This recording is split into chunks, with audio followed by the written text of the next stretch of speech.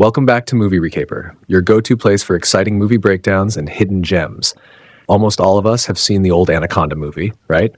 Back then, it was such a terrifying thriller that kept everyone on the edge of their seats. Now, imagine a film like that being made today, with modern visual effects, bigger snakes, and even crazier thrills. Well, you don't have to just imagine, because that's exactly the kind of movie we're talking about today. So instead of wasting time, let's dive straight into the adventure. The movie begins with a chilling shot of a deep, mysterious forest. The camera follows four people traveling by boat along a river that cuts through this dense jungle. One of them, the boat owner, starts explaining about this forest. He says it's crawling with snakes, so many that you can't even count. And among them are some of the largest anacondas in the world. But that's not all. He warns that there are man-eating tribes lurking in the shadows. And at the very top of the food chain, a legendary giant anaconda species feared by everyone. In short, this journey isn't just dangerous. It's practically a death wish. The boat owner then tells all this to Jeff, the villain of the story. Jeff isn't alone. Two others are with him. But we quickly realize Jeff is no ordinary guy. He's a complete psycho. How do we know? Well, he actually traps a snake in a water bottle and then drinks the water. Creepy, right? It turns out Jeff and his two companions are illegal snake hunters. Their plan? To capture snakes from this forest and sell them for profit. Jeff is their leader, and he has one ultimate goal: to capture the mythical crimson snake. According to the boat owner, the crimson snake is the largest anaconda species in existence. If Jeff manages to catch it, he could sell it for a fortune, enough money to keep his family living in luxury for 7 generations. That's how rare and valuable this creature is. So filled with greed, Jeff leads his crew deep into the forest. But when they arrive, the boat owner suddenly changes his tune. He warns them again how dangerous this journey will be, and then demands more money than he originally asked. Otherwise, he won't take them back. Hearing this, Jeff completely loses his temper. In classic villain fashion, he grabs some money, throws it angrily in front of the man, and glares at him. Jeff's little act of violence doesn't end with just threats. When the boat owner was happy to see extra money, Jeff suddenly pressed a knife to his throat and without hesitation slit his neck. He tossed the man's headless body into the river like it was nothing. The two men who came along with Jeff froze in shock, watching the whole thing unfold. Jeff turned to them with a twisted smile and asked, "So, do you want more money too?" Terrified, they quickly shook their heads. "No, we're fine. Just give us the amount you promised." Truth be told, they had been planning to ask for more money earlier. But after seeing what Jeff did, they swallowed their greed and decided to keep quiet. With the deal settled in blood, the three of them ventured deeper into the forest. Jeff held a map in his hand, guiding their way. Soon, they stumbled upon a small, ancient temple hidden within the jungle. It looked like something the tribal people had built long ago. Inside, they found eerie statues, massive stone carvings of anacondas coiled and ready to strike. Near the statues, Jeff spotted something that made his eyes widen: an enormous shed snakeskin. Just looking at its size was enough proof. The legends were true. There were gigantic anacondas living in this forest. While Jeff obsessed over the skin, the other two men got busy collecting smaller snakes, stuffing them into bags like treasure. For them, every slithering creature meant easy money. The fuller their bags got, the wider their smiles grew. To them, snakes weren't dangerous. They were profit. One of the men, his bag now heavy with snakes, decided to head back to the boat. Feeling confident, he even turned on the radio, blasting music as he relaxed and enjoyed himself. But his little celebration didn't last long. From a distance, he felt something massive moving. The ground seemed to shift. And then he saw it, a giant anaconda, sliding toward him with terrifying speed. Panicked, he tried to run, but it was too late. The snake lunged, wrapped itself around him, and dragged him away. A little while later, the second man was also making his way through the forest with a bag full of snakes. That's when he heard music, the same song his partner had been playing earlier. Curious, he followed the sound. But what he found left him frozen in terror. The music wasn't coming from the radio anymore. It was coming from inside the giant anaconda. The snake had swallowed his friend whole, radio and all. And then, in front of him, the monstrous serpent suddenly spit out the half-digested body. Horrified, the man didn't even have time to scream. Before he could run, the anaconda coiled around him, its massive muscles tightening like steel cables. With every squeeze, his bones cracked one after another. The snake killed him brutally, quick, merciless, and terrifying. When Jeff finally arrived on the scene, he had a gun in his hand. He could have saved his companion if he wanted to, but instead of helping, Jeff just stood there, smirking. He watched as the giant snake crushed the poor man's body, every bone snapping like dry sticks. And Jeff, he enjoyed it. Like a complete psycho, he even encouraged the Anaconda, whispering, "Go on, kill him. That sound is music to my ears." Once the man was dead, the massive serpent began to swallow him whole. But suddenly, something strange happened. All the animals in the forest started fleeing. Birds, monkeys, even smaller snakes. They scattered in every direction as if terrified of an even greater predator. Sensing the danger, the anaconda spat out its half-swallowed prey and slithered away in a hurry. And then it became clear, this could only mean one thing. The legendary crimson anaconda, the monster everyone had warned about, was coming. The scene zooms out, giving us a sweeping view of the forest. And there it was, a shadow moving through the trees. Something gigantic, far larger than the snake we had just seen.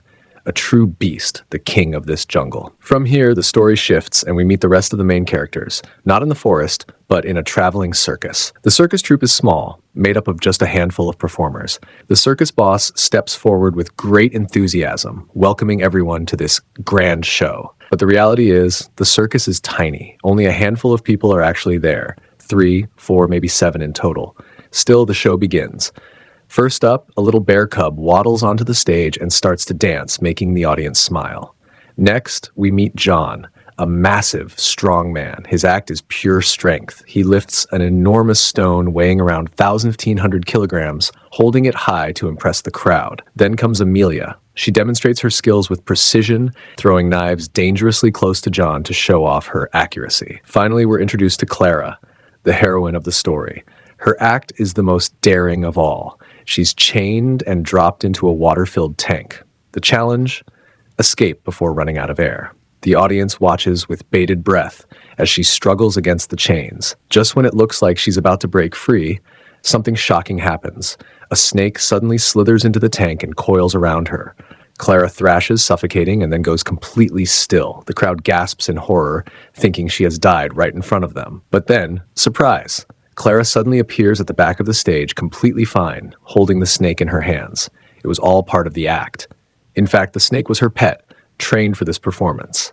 The audience, stunned and relieved, applauds as the show ends, but not everyone is impressed. From the crowd, one angry man stands up and yells, "This is what you call a circus? You charged us money for this nonsense? Give us our money back." As if that wasn't enough, another voice joins in, mocking them. "That bear cub, it's not even real. You dressed up a dog in a bear costume and thought you could fool us?" The circus troupe suddenly finds themselves surrounded by an unhappy, rowdy audience. Just then, the truth about the bear cub was revealed. A dwarf crawled out of the costume and shouted angrily, "Daniel! This thief's name is Daniel! Who on earth are you calling a dog?" The crowd erupted in laughter, while Daniel himself grew furious. Meanwhile, another disaster struck. Remember that massive stone John had lifted earlier? Well, it accidentally slipped and fell onto someone in the audience, but instead of being crushed, the person simply picked it up and tossed it aside like a pillow. Turns out, the stone wasn't real at all. It was just cotton stuffed inside a shell. That was the final straw. The audience exploded, yelling that everything in the circus was fake. Fake bears, fake stones, fake acts. The circus show ended in chaos, the performers humiliated. Afterward, the troupe sat together, completely discouraged. "What are we even doing?" one of them sighed. They laughed bitterly, admitting they couldn't make a living from such shows anymore. Tensions rose as the boss came in, arguing with them, when suddenly a familiar face appeared. It was Henry, a man who had once been part of this very circus. But now, Henry had made it big. He had started his own circus company in America and was making a fortune. Henry looked at them and said, "I know your boss isn't giving you much here, but don't worry. If you're interested, I can take you with me to America. A better life is waiting for you there." Hearing this, the circus troupe's eyes lit up. One by one, they agreed excitedly to join Henry. Finally, a chance to escape their struggling life. But Clara, the heroine, wasn't convinced. She stood her ground. "I'm not going," she said firmly. "Not alone." And with that, she walked away, leaving everyone shocked. The next day, the others packed their things and prepared to leave with Henry. Their first stop wouldn't be America, though. They had to travel to Thailand first. Henry explained that he had arranged for a few more performers to join the troupe there, and then together, they'd set sail straight to the United States. So the group began their journey by boat. Still, John and Daniel were deeply worried. Clara wasn't just another performer, she was family. They had worked together for years, sharing hardships and victories. The thought of leaving her behind weighed heavily on their hearts. And then, just when everyone was about to board, Clara appeared. She had changed her mind. The group cheered with relief, welcoming her back warmly. Now reunited, they all boarded the boat together. The boat's captain introduced himself. It was his vessel they'd be traveling on, and joining them was another new recruit Henry had brought along earlier, a man named Michael. So finally, everyone decided to go along with Henry. But what they didn't know was that Henry had his own secret plan. Late at night, while the others slept, Henry made a call. He whispered into the phone, promising to deliver exactly the number of people he had mentioned on time. Clearly, he wasn't bringing the circus troupe to America for a better life. He was delivering them for something else. But then his phone slipped from his hand and splashed straight into the river. Gone. A brand new phone. Lost forever. Henry muttered in frustration, cursing his bad luck. As he sulked over the lost phone, he glanced through a hole in the wall of his cabin. On the other side was Clara, changing her clothes. A wicked grin spread across Henry's face. Well, if I can't have my phone, at least I can enjoy this view, he thought, peeping through the hole like a creep. But karma struck immediately. Out of nowhere, a small snake slithered into his pants. Henry didn't even notice at first. He just stood there, frozen, with his eyes glued to Clara. Suddenly, he jumped in shock, screaming, "Ah! A snake bit me, right where it shouldn't have. Oh no, oh no!" He collapsed, writhing on the floor in pain. The captain rushed in while the others gathered around, worried. But Daniel calmly identified the snake. "Relax, it's harmless. You'll be fine." Relieved, Henry sat up, still trembling. "Don't bite me again," he muttered at the poor creature before angrily kicking it to death. That's when the captain, with a serious face, said, "Remember, this is not our land. This is their land." His words hinted at the danger lurking all around them in this forest. Later, Amelia cornered Henry. She knew he was wealthy, and she wasn't the type to hesitate when it came to survival. Amelia was sly. If pressuring Henry could get her more money, she would do it without a second thought. But as she barged into his room, something startled her. In the shadows, a pale figure appeared. It looked like a zombie. Amelia froze in terror. But soon, the mystery was solved. It wasn't a real zombie. It was Adam, Michael's cousin. Adam often performed zombie acts in circus shows, and this was just his way of practicing. Still, it gave Amelia the scare of her life. The next morning, the boat reached a blocked path. Huge pieces of broken trees lay scattered across the river, making it impossible to move forward. Henry frowned. "What do we do now?" he asked the captain.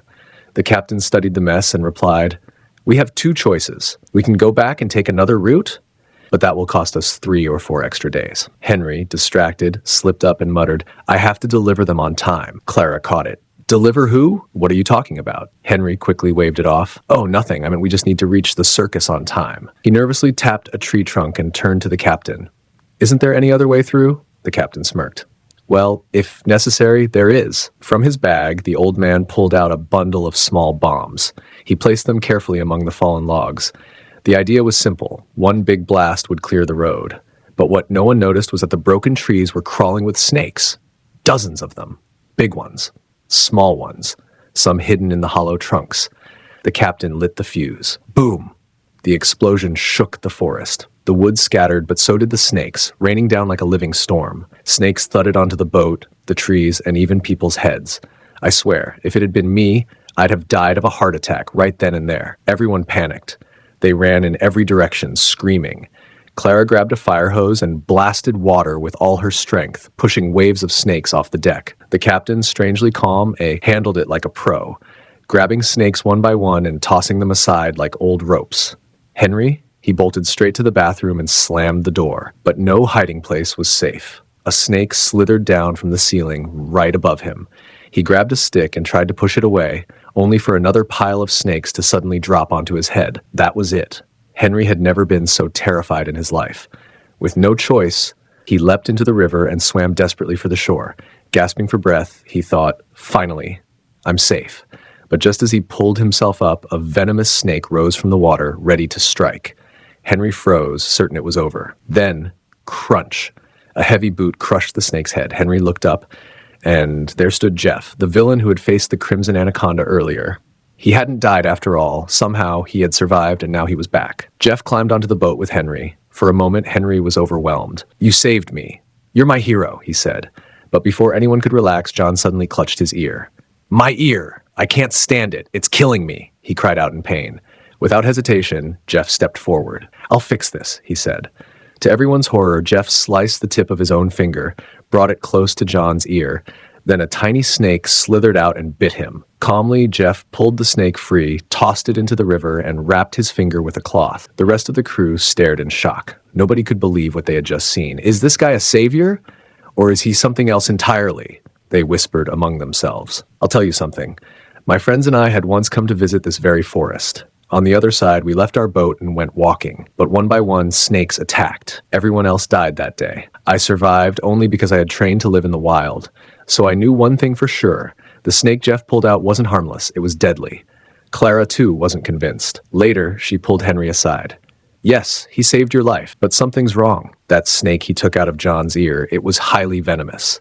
If Jeff wasn't affected at all, it means he's been bitten dozens of times before. His body must have built resistance. That's not normal. He's a snake catcher, a swindler. We can't trust him. Henry didn't know what to think.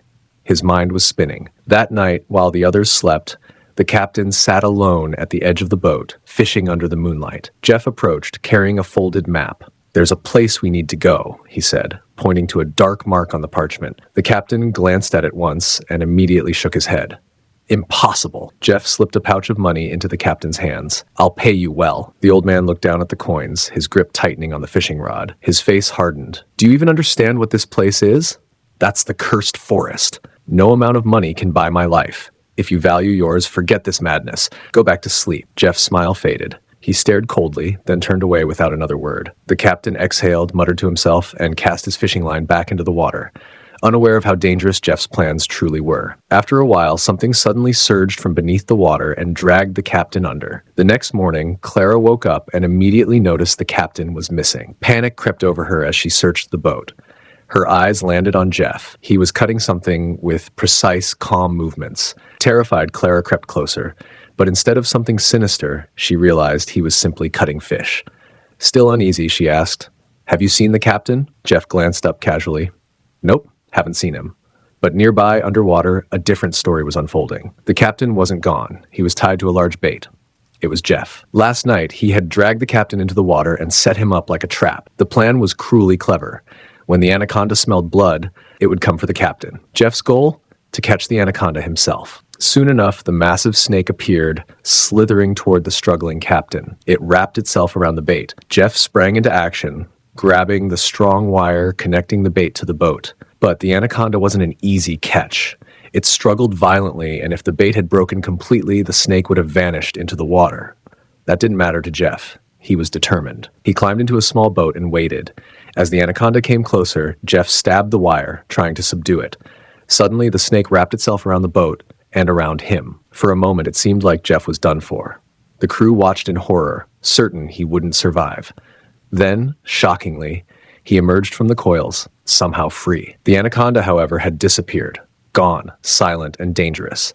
They all knew it could strike again at any moment. At that tense moment, Michael appeared on deck completely unaware of the chaos. "What's going on here?" he shouted. "Why are you all making a fuss in the morning? Can't a person even sleep?" Before anyone could answer, the anaconda resurfaced behind him and in a horrifying instant spat out the captain it had swallowed earlier. The crew screamed, scattering in every direction, hearts pounding. The anaconda circled the boat, searching for its prey. Its massive body rippled through the water, striking at anyone who dared to move. Panic spread across the crew as the snake lashed out again and again. Amid the chaos, the fat man and the robber spotted the crew hiding. Seizing the moment, they decided to attack. The fat man grabbed a pot and hurled it straight at the anaconda's head. The blow stunned the beast. It writhed violently, thrashing across the boat, but the impact caused disaster. A kerosene bottle on the deck toppled over, spilling fuel everywhere. Soon, flames began to lick the sides of the boat, and to make matters worse, there were still several bombs on board. Everyone realized the danger immediately. If the fire reached the explosives, the entire boat would be obliterated. Without a second thought, they leapt into the water, hearts racing. Before jumping, Clara glanced around, searching for the snake she had been raising, but it was nowhere in sight. Worry etched on her face, she dove into the water with the rest of the crew. Moments later, the inevitable happened. The fire consumed the boat, igniting the bombs and sending the anaconda into a fiery death. Flames consumed the river, and all that remained was smoke and ash. From the shore, everyone watched in shock and sorrow as their boat burned to the ground. Jeff, however, was still scheming. He muttered to himself, thinking that Henry was probably worried that he hadn't caught the anaconda alive. Meanwhile, the rest of the crew was worried about their survival, and all of it had happened because of Jeff. Clara's anger boiled over. It's not just me. You're responsible too. If you had helped us, we could have caught it and become millionaires. The truth finally hit the group. Jeff was nothing more than an illegal snake catcher, obsessed with capturing the crimson anaconda. They all turned on him, furious. But Jeff smirked, unfazed. I have a plan to get us out of here, he said. He pulled out the map, pointing to the location he had shown the captain earlier, the boat he had arrived on. If you come with me, we can reach that boat and escape. Clara shook her head. We're not going with you. It's too dangerous. Everyone supported Clara, though Henry hesitated. He remembered Jeff's earlier claim that he could become a millionaire, and for a brief moment, his mind wavered. Henry was the only one willing to cooperate with Jeff, supporting him as they tried to plan their escape. Everyone else refused. No one trusted him, and they were all terrified of the forest. At that moment, Amelia screamed and clutched her neck. She had been stung by a venomous bee. Jeff explained calmly but firmly, if she doesn't get antibiotics soon, she'll die within 2 days. The twist? Jeff had the antibiotics, but only on his boat. Amelia had no choice if she wanted to survive. Jeff added with a sly grin, no matter what, escaping this forest in 2 days is impossible without my help. So, you'll have to come with me. Faced with no other option, Clara agreed. Reluctantly, the rest of the crew followed Jeff, cautiously moving through the terrifying forest. Every rustle of leaves and shadow of movement sent shivers down their spines. Eventually, they reached a small stream. They stopped to rest and drink water. But before anyone could take a sip, Jeff raised his hand. Don't drink this water, he warned. It's full of parasites. If you drink it, they'll enter your body. Soon you'll act like zombies, and the forest will drag you into the water to drown you. Everyone froze, staring at the water in horror. Jeff then turned to find food. He spotted a snake nearby, grabbed it casually, and held it up. The crew stared in disbelief, but Jeff wasn't joking. Quickly, they chopped it up and started eating it, desperate for sustenance. Jeff, however, didn't rush. He bit into the snake raw, calmly consuming it as if it were nothing. Suddenly, all the birds in the trees took flight at once. Jeff's eyes narrowed. An anaconda is coming, he murmured, but he didn't tell anyone. Instead, he started preparing. Spears were readied, traps set. Jeff was ready for a fight, fully in control of the situation. As Jeff had predicted, an anaconda soon slithered into the area. It crept silently toward Daniel, ready to strike. Everyone panicked and rushed to pull Daniel back, trying desperately to save him. At that exact moment, Jeff sprang into action. With a swift, precise thrust of his spear, he stabbed the massive snake. Startled and wounded, the anaconda released Daniel and slithered away into the forest. Slowly, the crew began to trust Jeff. He had proven himself capable of handling the dangers of the forest. Without wasting another moment, they continued moving, eager to stay ahead of any further threats. Unbeknownst to them, the parasite they had seen earlier was now emerging from Adam's neck wound. Neither Adam nor anyone else noticed it, leaving another hidden danger lurking in the shadows. As night fell, the group trudged through the dense forest. Jeff spotted a cave ahead and decided it was the safest place to rest. Signs around the entrance indicated previous visitors had sprayed a substance to repel snakes. Jeff assured everyone, "We can sleep here safely tonight." That evening, as the group settled down, Clara and Amelia shared a quiet, emotional moment. Clara confided, "I have a little brother. I'm enduring all of this for him. My wish, if I don't make it and don't get antibiotics, please take care of him. Tell him I'm working as a big actress somewhere far away." Meanwhile, Jeff's mind drifted back to the start of the movie, to the day he had escaped the crimson anaconda. He remembered hiding in a coffin that floated down the river, allowing him to survive the deadly encounter. That memory sparked a plan in his mind, a new, dangerous scheme that could change everything. Henry approached Jeff cautiously. "Boss, what's the real plan? Can we really make millions from this?" he asked. "If I join you, maybe I can make some money too. I'll stay with you for now. I just need a way to earn something." Jeff smiled subtly, considering the advantage. Keeping Henry close could be useful, and he decided it was worth letting him in, at least for the time being. Jeff finally revealed his plan to Henry. He spoke with quiet confidence, explaining the crimson anaconda, the immense fortune he could earn by selling it, and his strategy to finally capture it. "Just like I did with the captain," Jeff said, "we'll use people as bait. When the anaconda goes to swallow someone, it'll be vulnerable. At that exact moment, we'll strike and catch it." Henry laughed darkly. "Wait, are you saying all this trouble is just to make money off them?" Jeff's eyes gleamed. His real plan wasn't just to survive the forest, it was to bring them to Thailand and profit from the Crimson Anaconda. Meanwhile, in the next scene, Michael awoke from a terrifying dream. The cave he had imagined was swarming with giant anacondas, but when he opened his eyes, it was just a nightmare. His cousin Adam, however, was nowhere to be found. Michael rushed out to the nearby stream and horror struck. The parasite that had entered Adam's body earlier had already taken hold. As an anaconda approached, Adam could do nothing. Helpless under the parasite's control, he was dragged into the water. Michael screamed in panic, "Adam, come back!" But it was too late. He could only watch, tears streaming down his face as his longtime companion was taken away. The next morning, the group pressed on. After hours of trekking through the dense forest, they arrived at a river.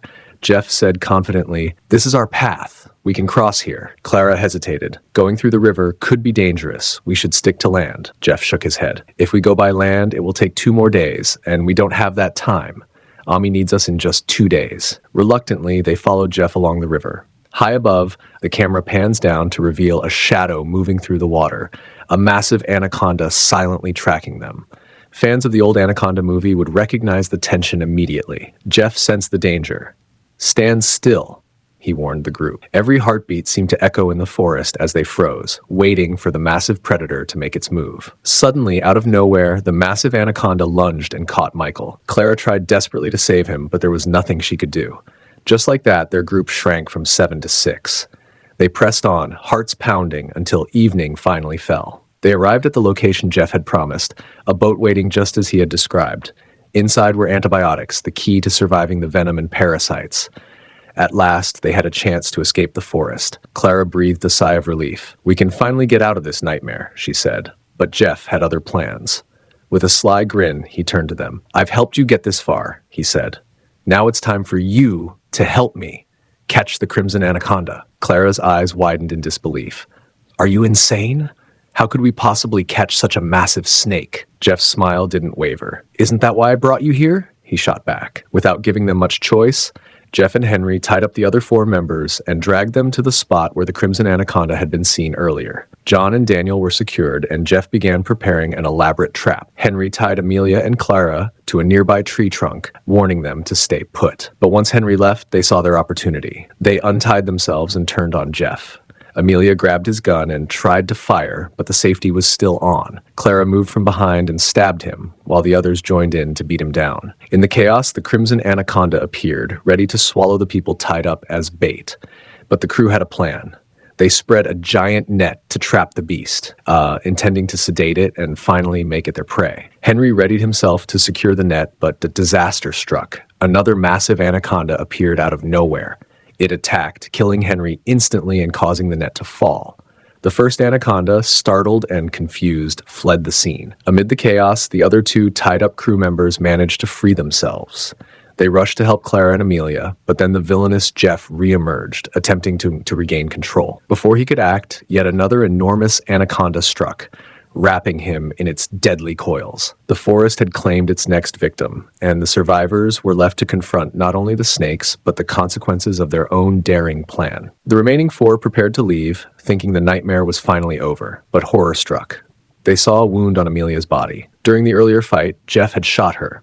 Bleeding and weakened, she whispered to Clara, "Take care of my brother," before she died in her friend's arms. Heartbroken, the other 3 could only continue on. The next morning, as they boarded the boat, danger struck again. From behind, John was shot.